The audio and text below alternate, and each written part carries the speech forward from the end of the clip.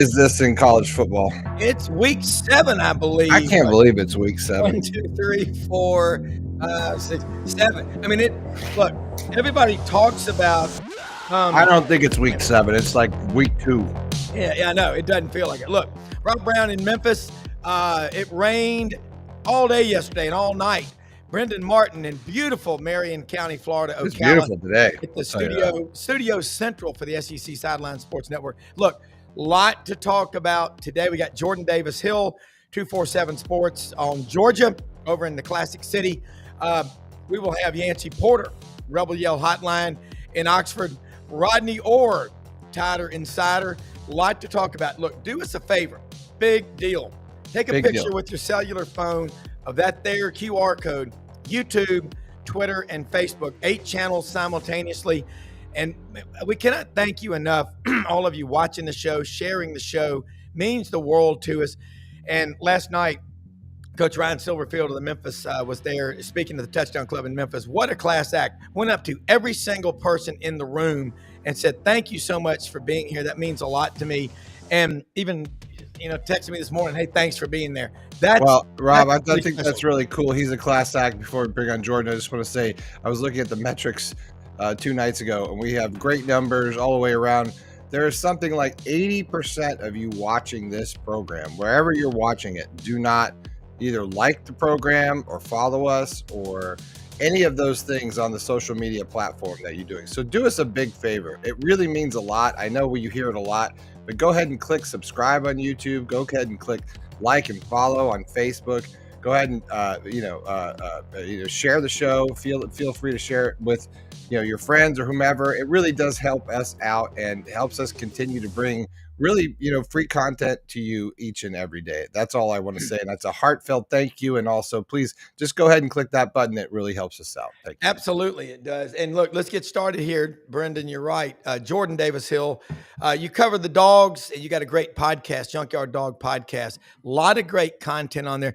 By the way, let me say good morning to the Burgermeister who watches you always out in Reno, Nevada. Burgermeister, we got to get you to Athens, back to Athens as often as possible. Jordan, the dogs got a solid win against Kentucky. Your takeaways and long season ahead of us. We're only in week 7. Yeah, like you guys mentioned earlier, it is kind of weird that we already are in week 7, but that's just how the season goes. But no, I think the biggest thing was that Georgia took care of business against Kentucky. I think the biggest thing for me, and I wrote a column on Friday before the Kentucky game talking about that this was Georgia's opportunity for a get-right game. And you don't get those a lot in the SEC, but, we all know kind of the state of the Kentucky program right now. And, I thought with that being a 12 p.m. Eastern kickoff that, Georgia might find itself kind of playing with its food. And credit to the Bulldogs, they didn't. 2 touchdown drives on their first 2 possessions on offense, forced a punt pretty early, I think after maybe 5 plays on Kentucky's first drive, and got the ball rolling in the right direction. They did what they needed to do against an inferior opponent, covered the spread for the first time, which I know that Kirby Smart doesn't care about, but it speaks to the expectations and how some of those earlier games they had not been able to do that. So all in all, pretty good game. Passed most of the test. Really the biggest issue or the biggest concern is they did get their left tackle banged up. Monroe Freeling hurt his ankle, and that's going to be a big question going into the Auburn game. But no, didn't play with their food against Kentucky, did what they had to do. Like I said, covered the spread for the first time and moved to 4-1, getting ready for another big road test. Yeah, and it will be, when you and I were talking, and Brendan, before the show, Auburn, they sold a game to Atlanta. I love Atlanta, but it's different now when you've got 9 SEC games. I don't think not everybody's going to have 5 road SEC games next year, but you go from having 8, 7, then to 6. Athens, though, has to deal with that with the game down in Jacksonville, the world's largest outdoor cocktail party every year. They overcome it. Yeah, I mean, I think the biggest thing is Georgia is accustomed to that. That game has been in Jacksonville for years and years, and has been a neutral site since I think '96. They went to the campuses for a couple of years when the Jaguars were working on the stadium. So, no, I think when you look at the Auburn part of that, it's the fact that Jordan Hare has such a true home field advantage that you're giving away. And you look at the rest of Auburn's schedule, it's not like you can really afford to not take advantage of your home field advantage. You want to make it hard on teams, especially, just seeing some of the Auburn folks I know. I think there was frustration in, that being announced as a home and home against Baylor. You go to Waco and then decide, that they're not coming back to Auburn. So, yeah, the Georgia part of it, there was, I think, a lot of people hopeful that Georgia, Florida would move back to the campuses when, the Jaguars are renovating their stadium right now, and it's not going to be in Jacksonville the next couple of years. But the money aspect of it is just too good to turn down. And again, I think the time we are in right now in college football, it's kind of to the advantage of Georgia and Florida's leaders, where they can say, well, this game's always been a neutral site. We have that history there. You don't really have to sell people because that's, what they're used to.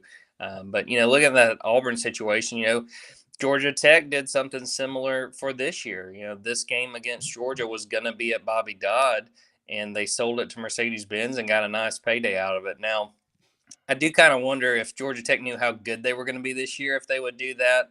But at the same time, and I don't mean this disrespectful to Georgia Tech, when those games are in Atlanta, I mean, there's probably 60, 70% Georgia fans. So I think, they made that calculation. We might as well get paid for this. Not exactly a one-to-one with the Auburn situation.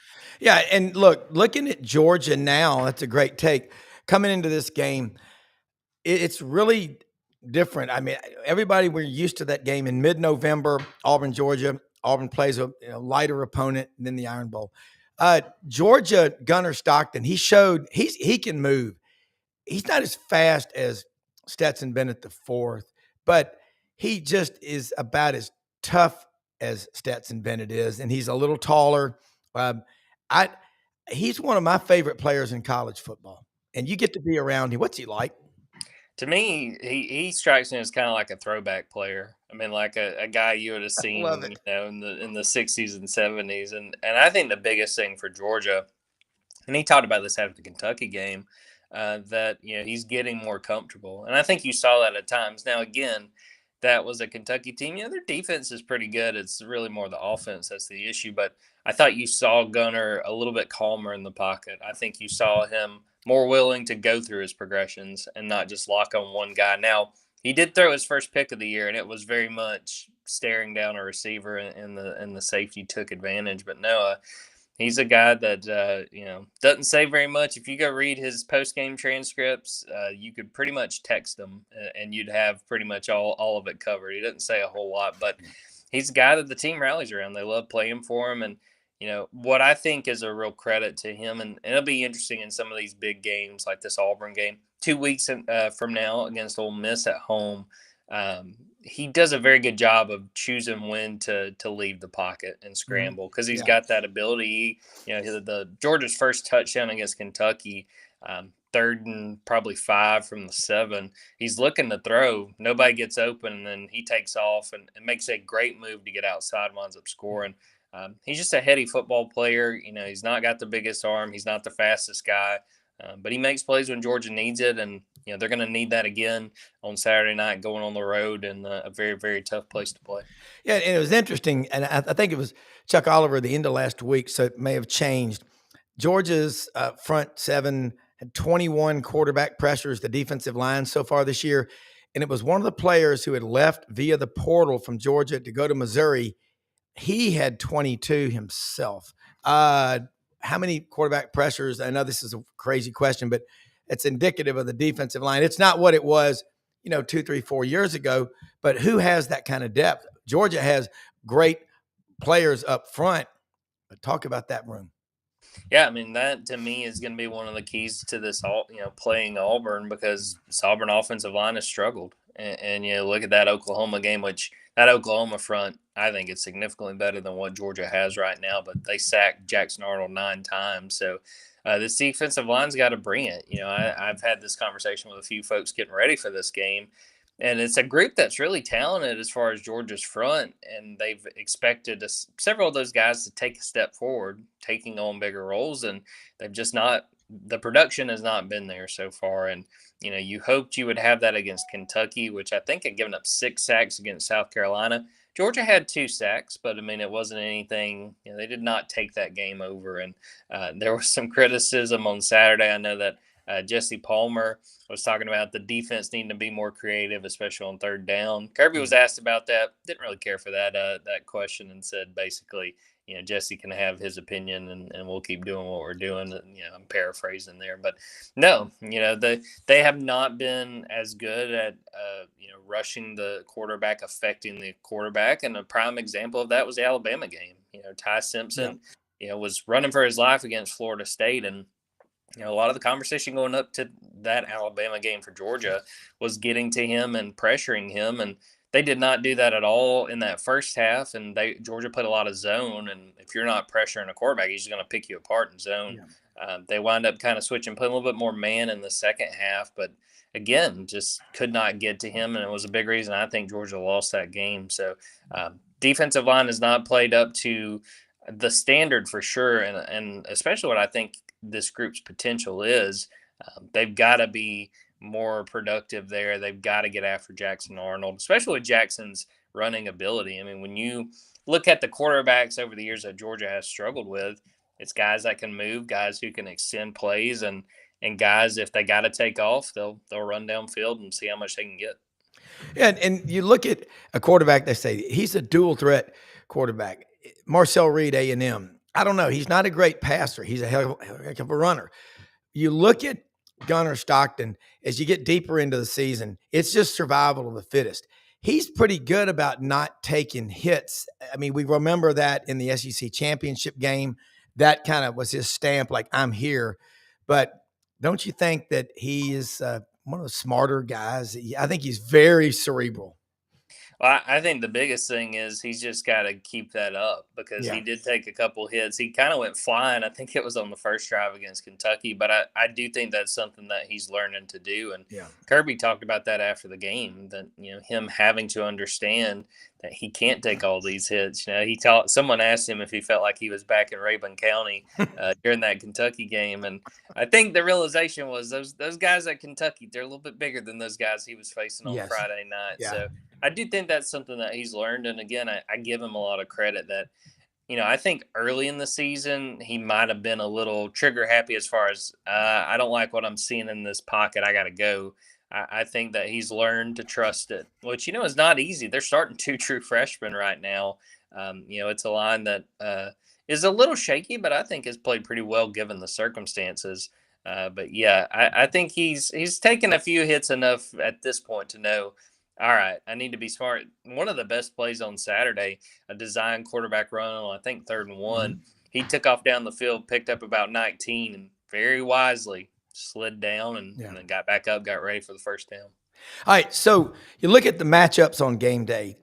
Auburn's defensive front, their front 7, DJ Durkin, he and Boom, Will Muschamp, very close in their style. Who has an advantage there? I think that, Auburn's defense has an opportunity, and that's why I'm fascinated to see how this offensive line stacks up. And again, be watching on Wednesday night when they put out that availability report. They really need Monroe Freeling to be able to go. I think just based on what we saw on Saturday, he will be able to go. He got rolled up on early in that Kentucky game, about 5 minutes into the game, and hurt his ankle. And then you saw him on the sideline. He's really trying to work it, trying to get comfortable with it, and wind up not going. And, Georgia will never admit to this, but I do think there was part of this that was like, look, we're playing Kentucky. Let's not push the issue here. And, having a few days to rehab and recover, I think will be big there. But no, I mean, I think that you look at this game, and if you were to say that Auburn's got a chance to win it, I mean, I think you look to that defense and the way they played. They've done such a good job throughout the season, and that they, especially that Texas A&M game, I mean, gave Auburn an opportunity to win it when the offense just could not move the football. So to me, Georgia's got to be smart, do not turn the ball over. I think this has the potential to be a low-scoring game where the number of possessions really, really matter. Again, the onus is on Georgia's offensive line. Can they run block? I mean, the run game has been phenomenal the last few weeks. Yeah. Big part of Georgia's success. If they can do that, and if they can protect Gunner Stockton, then I think Georgia is in a pretty good spot to get out of Jordan-Hare with a win. Yeah, and of course they've won 8 in a row. So, and Auburn's got to believe they can win. Night games, Jordan-Hare, they can be tough, but you got to have some offense. So I want to ask you. Yesterday we had this discussion with the coaches, Ellis Johnson, Pete Cordelli, and then Dave Bartu, College Football Matrix. The lack of balanced teams in the SEC. Your knowledge of this league is extensive. You're among the best. 1 through 16, you look around. Who are the 2 or 3 teams you think really are balanced, legit? I think it's kind of a top-heavy league right now, just because to me, I think it's sort of the NFLification of college football as a whole, but also the SEC. I mean, because you look at we had this discussion on Monday on a show that if you would have told us that the favorites right now are like Ole Miss, Texas A&M, and Oklahoma, I think a bunch of us would have done double takes, halfway through the season, but also understanding there's a lot that can still happen. And I think a big part of it is something Kirby talks about, especially during fall camp, getting ready for a season. The depth has been spread out. Guys who, Damon Wilson's a good example at Missouri, a guy that by now would have been starting at Georgia, but, had been a second stringer. Yeah. Those guys move on and they go play somewhere else. And it makes for, I think, really compelling games to where, you talk about a decade ago, if we talked about, man, Mississippi State just beat Tennessee, with where those programs were standing going into the season, 10 years ago, you might be like, man, what in the world happened to Tennessee? I mean, just the talent gap between these teams is significantly smaller. And, I think that's why it makes for some compelling games. It makes for situations where, Texas is kind of scrambling after losing to a Florida team that, a bunch of us had written off already at this point in the season. So, again, it's one of those situations where, I think a lot of the coaches have come to the conclusion we're not getting undefeated teams anymore, at least in the SEC. And again, I compare it to the NFLification of college football. You don't see undefeated teams in the NFL. These teams beat up each other on the way to the playoff. Just a matter of who can win those marquee games and get to that finish line to get in the playoff and then see what happens from there. That was the take I had when I was at the game last Saturday. I was just like talking to some fans out there, like, man, this every game in the SEC is close. Yeah. Whether or not you agree if anyone's better or worse, or the players are better or worse, which I think is tough to tell. But nonetheless, the product, as far as, the interest is there, and it's like pros. So I think you can have that perspective. I mean, gosh, how far have we come, guys? It used to be like you couldn't even like sneeze and kind of like even win a game by 5 and you might have been out of the race. And now we're talking about you can lose a game or two. Yeah. Jordan, that being said, Kirby's right. And we talked about the NFLification. The fact that people all over the country Saturday will be watching Indiana at Oregon. I mean, who would have done that 5-10 years ago? All right. So back in the SEC, the mental toughness part of Georgia. You get to talk to those players and coaches every day. You are on the ground there. Mentally, and cerebral, that part of it, the toughness part of it. Name me a team in the SEC that plays a full 60 like Georgia, a similar style of attack. They are relentless.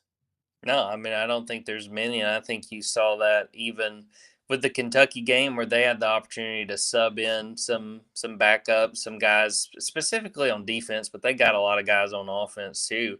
That, probably aren't going to play very much when we get to this Auburn game on Saturday, but they want those guys ready. And I asked Kirby about that after the game on Saturday, the guys on defense. And he said, he's always put a ton of value in practice reps and what those are worth. But there is something different about being out there between the hedges. And you got, probably by that point, maybe 80,000. A lot of folks have cleared out by that point, but a ton of people watching you more than you've ever seen before. That they get those guys ready. And ask DJ Lagway, okay? Like there are game reps, and then there's just reps. There's repetition. right? There's just getting it ready for the game reps.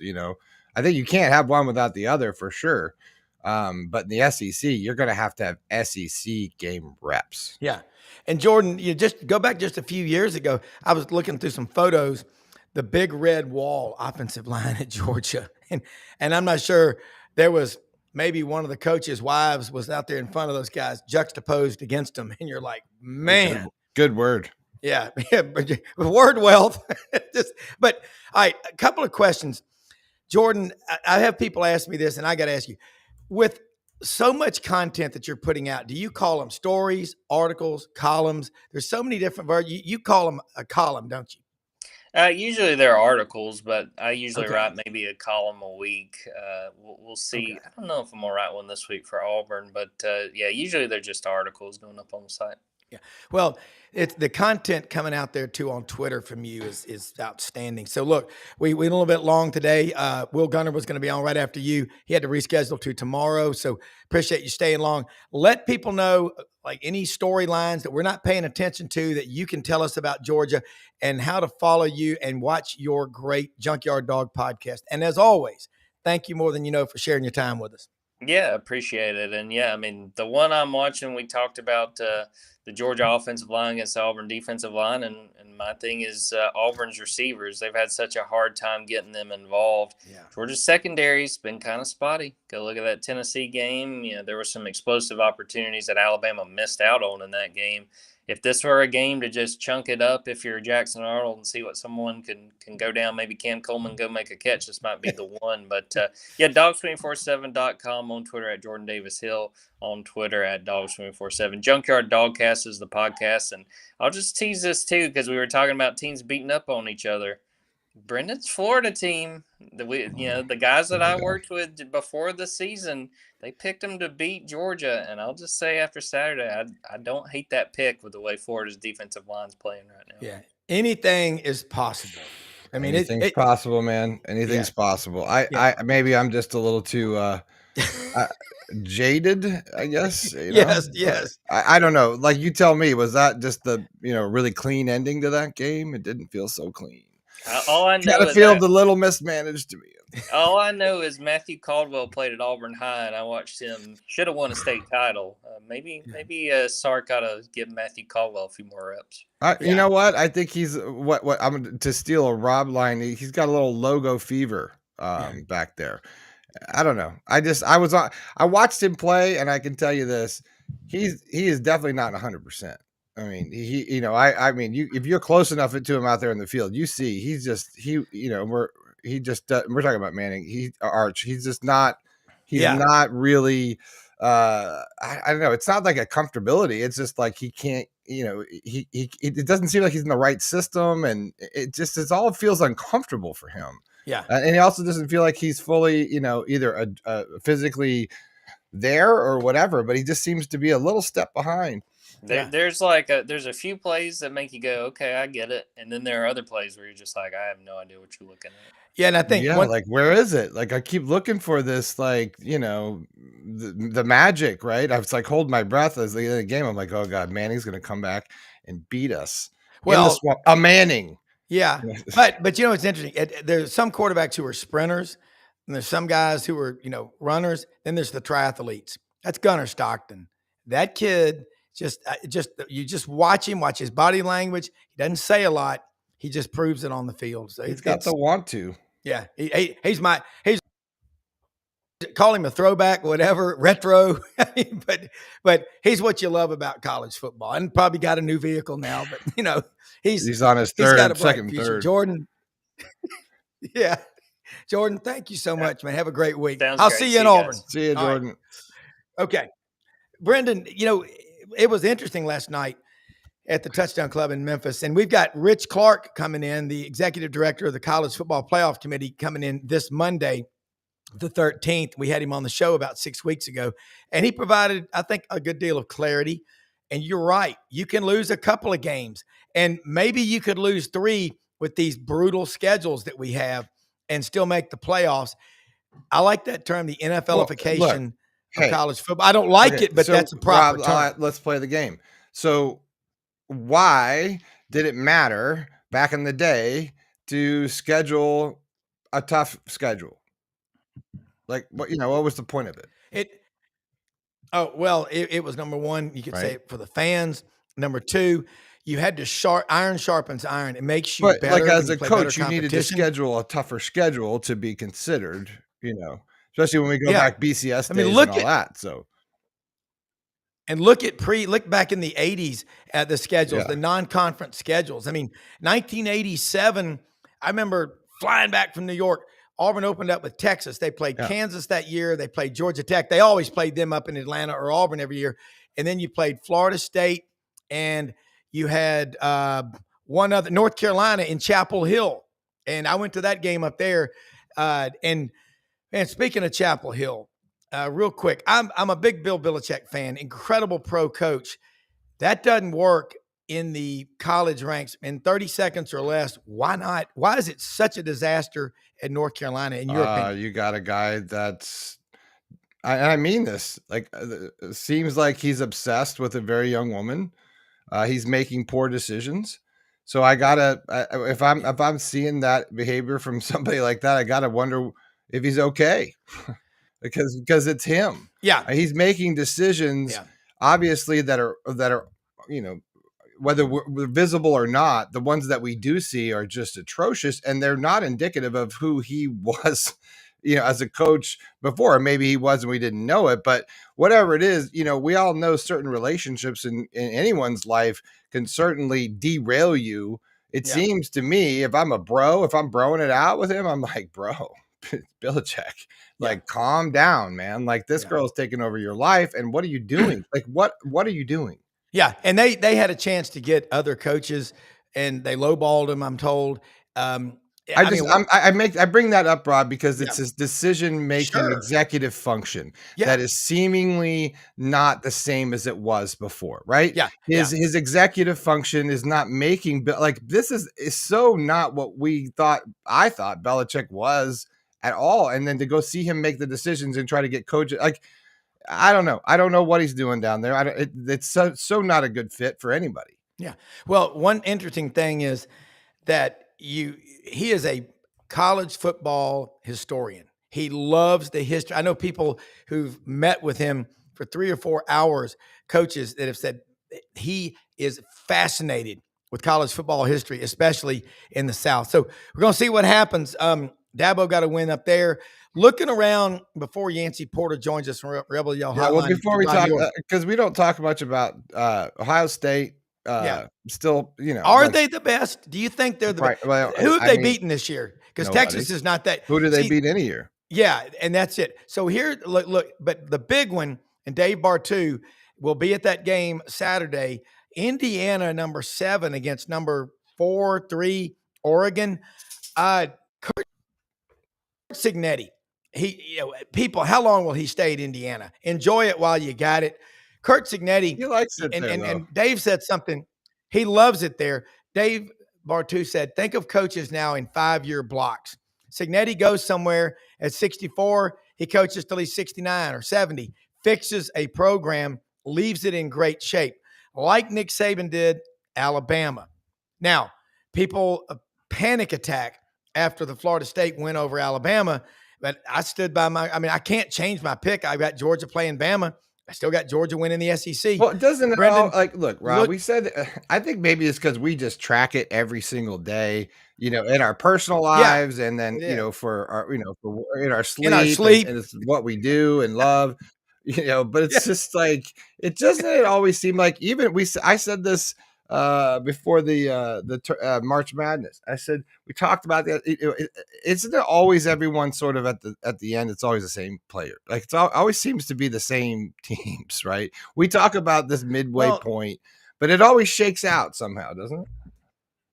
It does. The old saying about people and what they do in life, zebras don't change their stripes, just their watering holes. The years change, the dates change, the names of the players change, but there are programs that the DNA is so deep.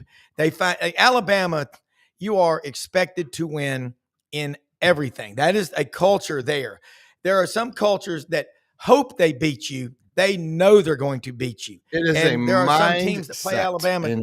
and Winning is a state of mind. It's not a right, and part-time that's deal. what freaks me out about being so distant from anything real as a Gator fan, right? Because you now get to be a decade out, right, of something real.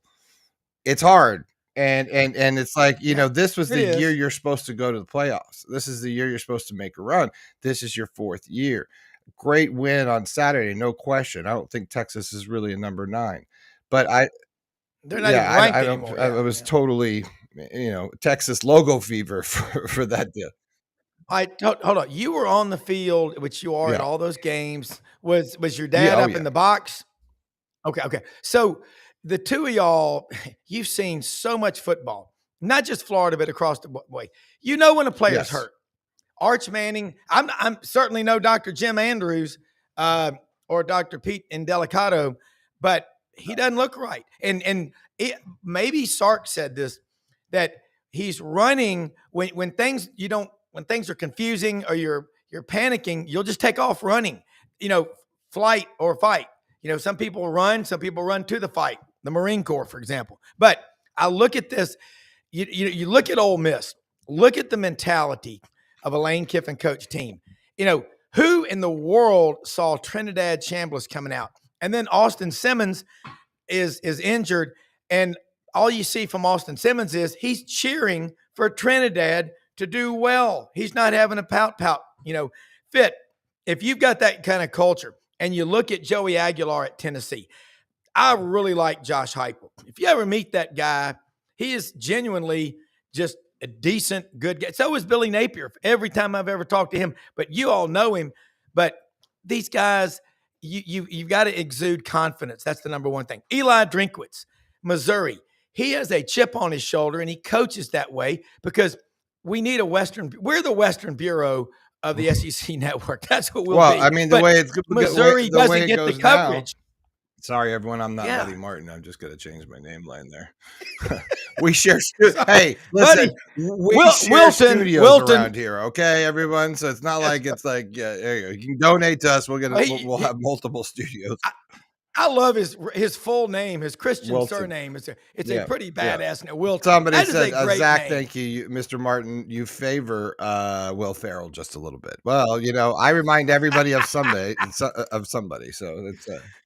I'll take it. Will Ferrell is pretty good. High honor for me. Hey, we could have a segment on the show one time about old Celtic Southern names. My grandfather's name was Greenfield, and his brother's name was Cadwallader. How about that? I mean, they called him Cad and the other one Greeny. I want you to answer this question from Zach and YouTube, and I'm going to bring in Yancy Porter while you do that. Do the Gators have enough talent to take the Aggies out on Saturday night? Rob, that's a very good question.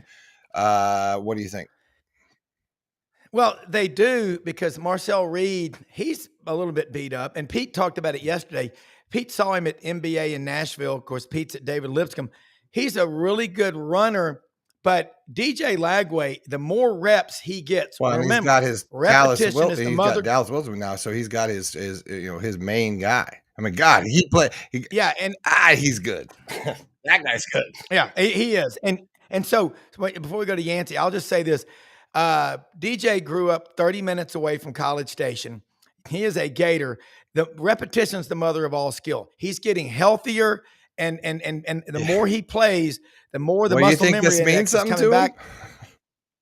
Yeah, I think this game is personal to him. I picked before the season. I said Florida will split the Texas schools. They've already beat one, but they got to make up for the South Florida loss. They got Miami, and then the other one is I got them losing at Ole Miss later in the season. Ironic that the king of the Square of the Grove, Yancy Porter Rebel Yell Hotline, catch it Monday nights at 6 p.m. Central on Sports 56, WHBQ in Memphis. Did you bring Lane? Did you bring Lane with you? Did you bring Lane with us? Is he on the plane ready to come be the head coach of Florida? Because everyone says he's on his way. Just so you know. Does he lament, like you and many others, the loss of the Beacon? Where do y'all eat now? Bim Bam? Lane's in shape. He probably was not eating at the Beacon too much. That place is for people like me. Well, it's got an M16, a meat and 16 sides. People like us. Yeah, Yancy. average We're American all guy. the same here. Yancey, all right, No, yeah. go ahead. You were talking about Florida and A&M. I think Florida. I said last week I thought Florida was going to beat Texas, and I think Florida's going to beat A&M. I Well, really I do. don't see A&M being able to get into a track meet. Dallas Wilson, J. Michael Sturdivant, if Jaden Ball's running, when that offense is clicking, the offensive line led by Jake Slaughter out of Marion County, Florida, that, What a great guy. Sorry. Go ahead. Yeah, he really is. Like all American great guy. Yeah, and I talked to him at media days. I'm going to tell you one thing. He's got that deep voice like Hulk Hogan, but he's like Wally Cleaver, great athlete, and the guy that will walk an old lady across He'll the be street. like an inspirational speaker Yeah. after he's done with football. you just That's the get kind of watching. guy he is. Yeah, I like it. So you're looking at Oxford with Ole Miss. Tell us where Trinidad Chambliss is from, because this is one of the best stories in college football. I hate that Austin Simmons got hurt, but he seems to be cheering his teammate, which is really cool. I believe he's from Michigan. He played at a D2 program, and he came in and had a great camp, and a lot of whispers that he was going tit for tat with Simmons, and as we know, Simmons got hurt, and kind of the rest is history. But he's from Pinecrest, Grand Florida. Rapids, Michigan, is where he's from. Is he? Austin is? No, No, no, Trinidad. no, Oh, Trinidad. Trinidad. Trinidad Yeah. Chambliss Okay. is from Grand Rapids, Michigan. Okay. He went to Forest Hill High School, and then he went to Ferris State after that, and played there for 3 or 4 years, and now he's over at Ole Miss. Well, I had been told by a friend of mine, Chris Big Daddy Lynch, that he was from Trinidad and Tobago. So that was not correct. I mean, I really did think he was, because that is one of the coolest names. But man, Well, he might be originally, his bloodline Yeah. from there, but Yeah. he went to high school in Grand Rapids, Michigan. but he's got the coolest name in college football this year. I don't think there's any question. The Coldest Frost was one from a couple of years ago, who did the NIL deal for the local HVAC company. That was pretty cool. All right. So the Rebels, this weekend, you got Washington State coming in. What we do know is they're in Pullman, and everyone looks for a reason to escape from Pullman. Cam Ward transferred to Miami. John Mateer transferred to Oklahoma. How good are the Cougars? Well, I don't think they're very good, but it's all about Ole Miss. Yeah. Continue to play good ball, stay healthy, and it's a grind. I mean, you can play 17-game schedule.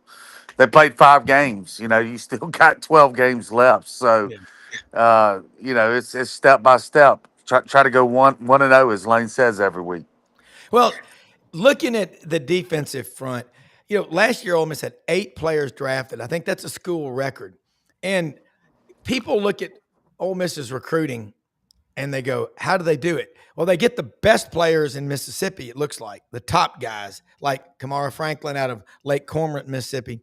And then what they do in the portal, who is the brains behind this? I know Lane Kiffin gets credit, but there's got to be a team behind him that goes and finds these guys like Trinidad Chambliss.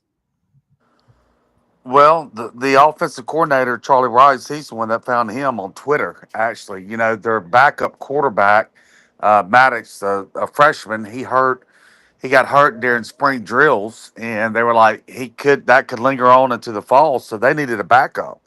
And they found him, during the late portal window, and he showed up this summer, and kind of the rest is history. But, as far as the evaluations and trying to find people in the portal, I mean, it's a team effort. But Billy Glasgow's the general manager, and he kind of heads up that team.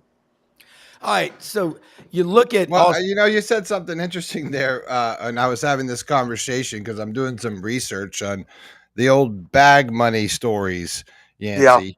Yeah. And as you kind of get modernized, if you timeline it, one specific timeline was the introduction of Twitter and how that affected recruiting and outside sources contacting said recruits, and how people were recruiting. It's sort of an interesting.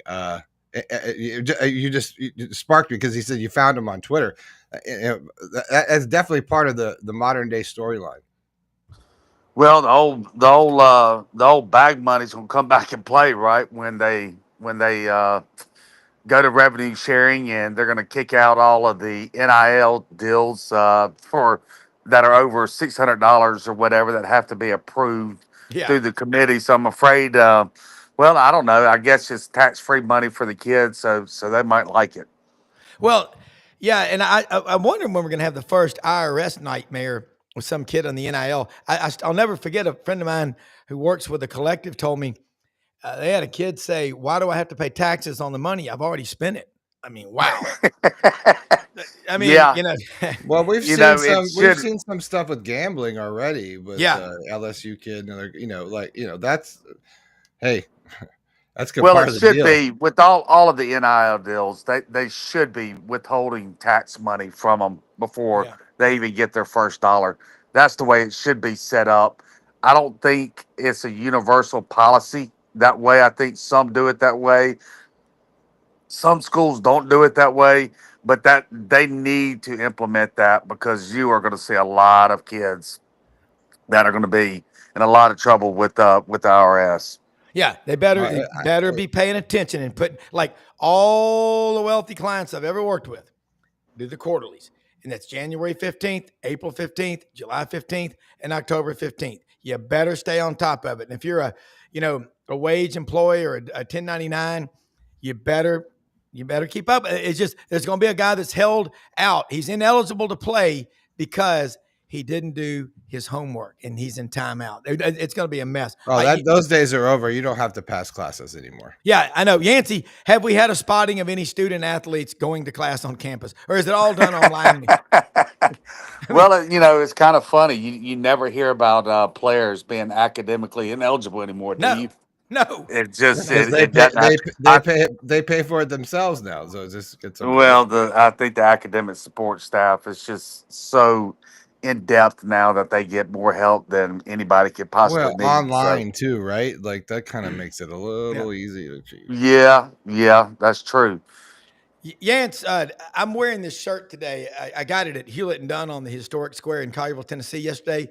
Gentile from Oxford, Mississippi. Wow, we're Man, Yep. wearing the same colors, Rob. yeah, we are. Rob, And, you look so dashing in your yeah, teal genteel. It's this the color thing, of my eyes. it is so soft. I mean, it's like made out of cashmere. And I think about Gentile, gorgeous southern town hospitality, Oxford, Mississippi. Yancy, looking at the schedule, and Rodney Orr will join us here in just a minute. Looking at the SEC right now, Ole Miss is number 4 in the country. That's the highest ranking they had since back in 2008. I think they played on a Thursday night at South Carolina. Yeah, South Didn't work. Carolina got beat. And we know, we all remember that. But 3 of the last 4 years, Ole Miss has finished in the top 12.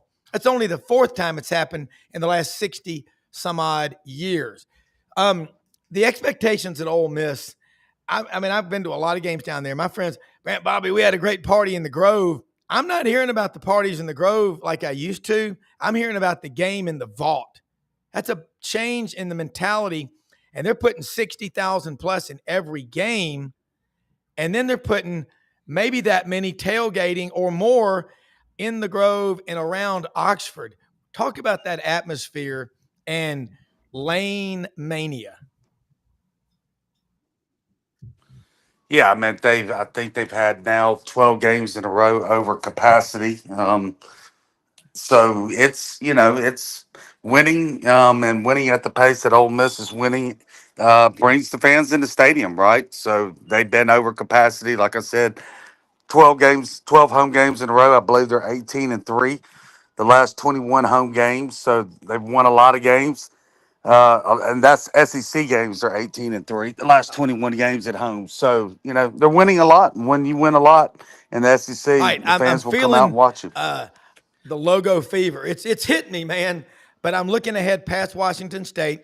I believe you will beat the Cougars at Georgia, Yeah, at Oklahoma. If yeah, I'm a yeah, player and a coach, yeah. I love going on the road, especially playing as the visitor in the 11 a.m. timeout game. Kiffin and I don't know if he has a degree in psychology or not, but he absolutely is brilliant at deflecting all the pressure and putting it on other places. I think it's just fascinating. So we're going to get into that.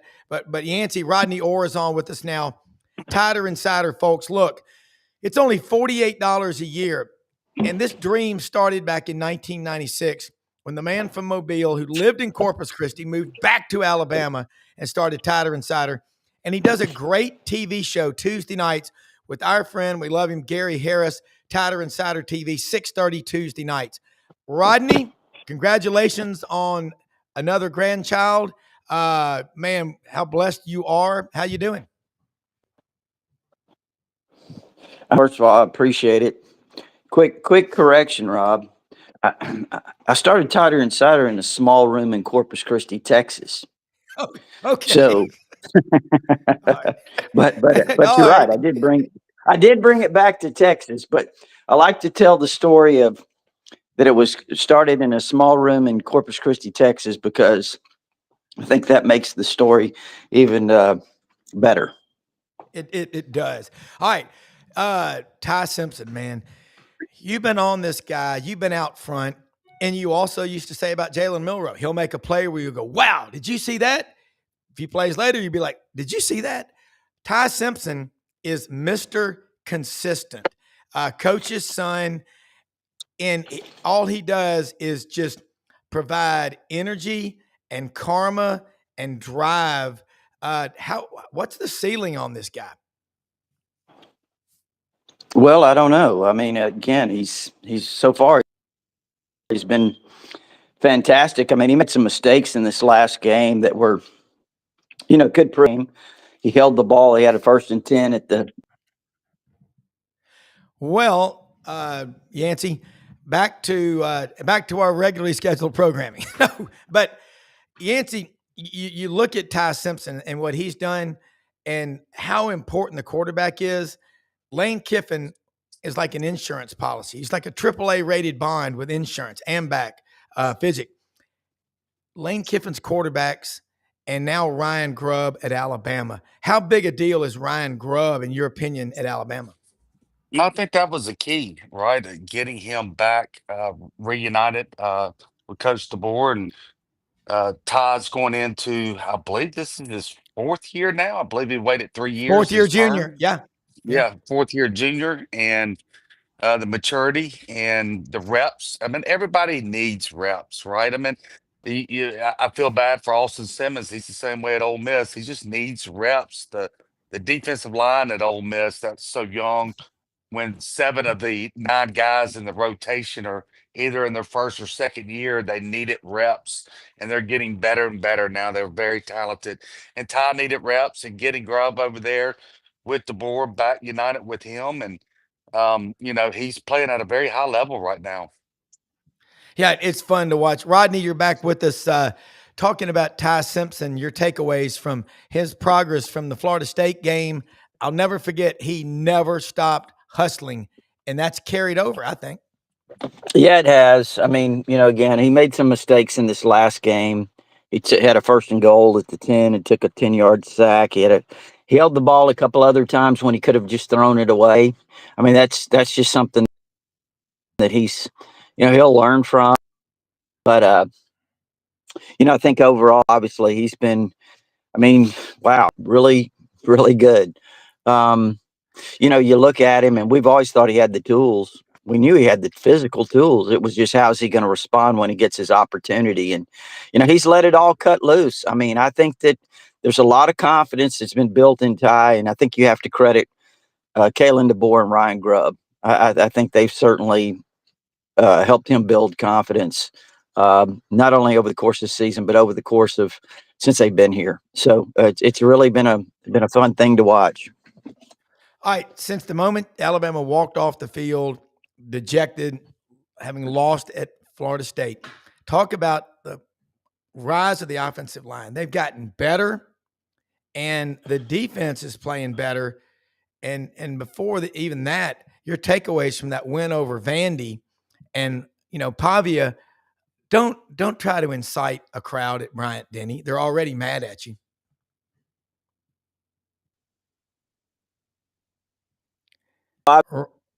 Obviously, Alabama started a little.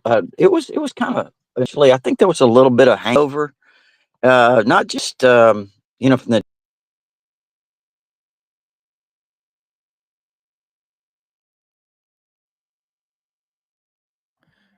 Yeah, Rodney. Okay, Rodney. Yancy, I think we're having some issues on there, but Rodney, are you back with us? Yeah. I thought I was. Yancy. Yeah, we got you back now. Yeah, keep going, Rod. I never knew I left. Oh, yeah. Can you hear me? Yeah, we got you now. Okay. So, no, I mean, I just, I can't even remember where I was. But again, the Vandy game, Alabama responded after getting down. I thought the drive right before halftime was huge that tied the game at 14. Right after Vanderbilt had scored with under 2 minutes left. To be able to drive that ball down in a minute and 11.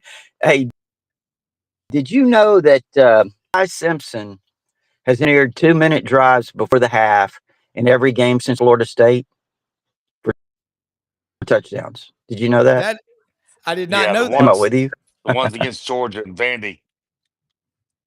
Yeah. The touchdowns Were for huge, yeah. Georgia and Vandy were huge, right? I mean, huge. And then, Yep. Vandy's quarterback turning it over there while they were up 7-0, about to go up 14-0. I thought that was kind of the turning point of the game. Yeah, and it was, and guys, a quarterback like Ty Simpson, he's a coach's son. It's so important that the game slows down for him because everybody talks about how fast and the speed and everything like that. Yancy, I just look at Ryan Grubb, this offense compared to last year. I also think that Jalen Milroe's not the kind of quarterback that Kalen DeBoer really wants to run his offense, but he kept him just to keep the locker room together for continuity, and that happens a lot in your first year as a coach. And I hope Rodney can come back on with us. Rodney, talk about the progress of the defense. Alabama's defense. There's no shortage of talent, but the way that they're playing right now, it's a lot better. And again, fans always overreact, but the rise, Kate Womack's defense, it's an impressive story right there.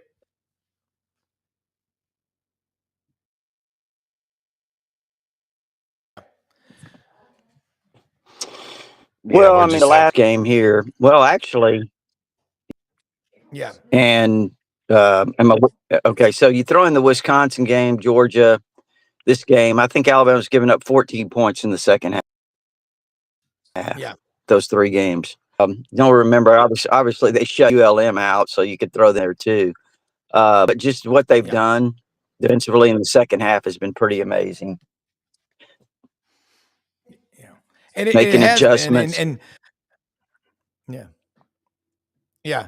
Rodney, we can't hear you. You're going out about every other word. I don't know what we've got, internet demons, what have you, but maybe reboot and try to come back on.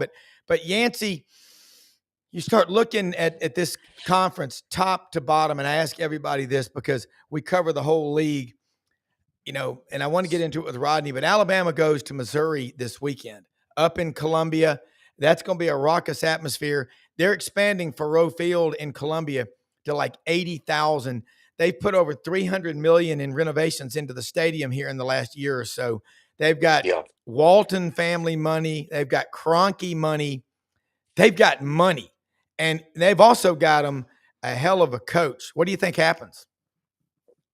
Yeah, I mean, Drink is, he's proven his merit, right? He's come back after having a successful year 2 years ago, and then he followed it up last year, and he's doing it again. And that's what separates the men from the boys. Can you be consistent and do it year after year? And I think Drink's doing a hell of a job. I really do.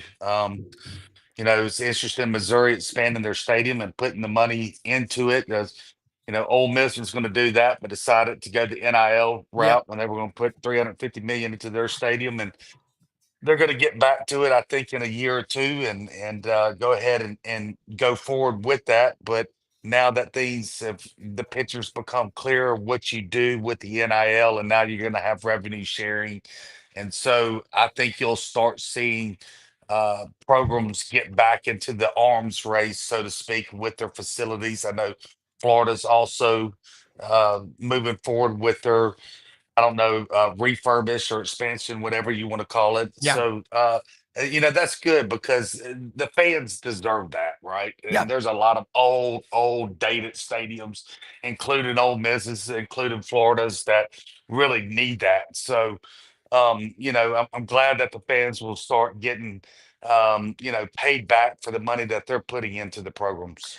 Well, speaking of old stadiums, I do think back in 2016, Roger Waters, Chuck Leavell, Pink Floyd played the first outdoor concert at the amphitheater in Pompeii, Italy since 79 AD when they had that volcano eruption. So that's an old stadium. But the stadiums now, and you pointed that out, the $350 million Ole Miss put to the side. All right, real quick, we got a couple of minutes, in a minute or less, stories about Ole Miss that you're paying attention to that are a big deal that we need to know about that are not something that you promised not to talk about, of course. Yeah, I think really the development of Logan Diggs, he's really coming on in practices, getting healthier and healthier. Came off that ACL injury the year before last at LSU, and Lacey's been the workhorse. And when you're talking about 17 game schedule, Yeah. you need some rest. You don't need to be used as much as he's being used, and keeping him healthy, because the Ole Miss run game is the difference between winning these close games and losing them last year when they weren't running the ball as effectively. And they're running the ball over 200 yards a game. They're getting back to that Lane Kiffin style offense, which everybody thinks is just throw the rock all around the field, but it's predicated on being able to run the ball. Yeah, it is. Look, Yancy Porter, Rebel Yell Hotline, folks. He's one of the best and the nicest people. Yancy, I'll beat you to it. Have a blessed day and look forward to next week. Thank you, my man. God bless. Y'all You take same care. here. Love that guy, guys. Let's say something about our sponsors. Landers Ford. And I got to tell you, last night, Landers Ford, Kent Ritchie, what a great donation to Lebanon Children's Hospital he did. They had competing bidders in the audience for an autographed football of Memphis coach Ryan Silverfield. Love those people at Landers. Man, do they ever give back to the community. Their names on like 6 high school football stadiums and fields all over. Landers Ford open every day of the week except Sunday, 7 a.m. to 7 p.m. Lots of truck and SUV season opportunities. Ask for the general manager, Brad Bellamy. Ain't anybody better. He'll make the experience easy. They'll do everything humanly possible to get you in a new car, truck, or SUV. And remember, the service department will pick you up, take you home when your vehicle's got to be worked on. They've got a huge lot at Poplar and Houston Levy. If you didn't buy your last vehicle from Landers, you paid too much. It's the way it is. Hewlett & Dunn Boot and Clothing Company on the historic square in Collierville, Tennessee. I was in there yesterday.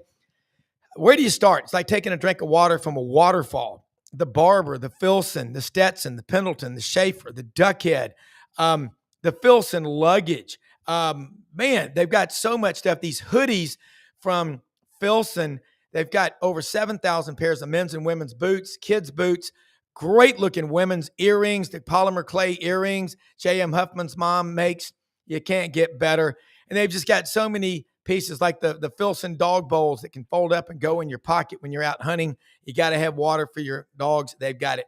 Great looking boots, and they can also restore your boots. Open every day of the week. Hewlett & Dunn on the historic square, Collierville, Tennessee, except for Sunday. Now, during Christmas, after Black Friday, they're open all the way through Christmas every day of the week. Rumble Boxing, Union and McLean. How you fight is how you live. Boxing classes open every day. Get in there, get in great shape, and work out with a bunch of like-minded people. No time for negativity. And the Pro Athletes Hemp Association, lights out gummies. They work, energy, sleep, night-night. They got them all. QR code 25% off. Most often we see the face of Christ in the least among us. Stay tuned to this channel tonight, every day. Executive producer Brendan Martin, the best in the world. We'll see you tonight. Thanks for watching.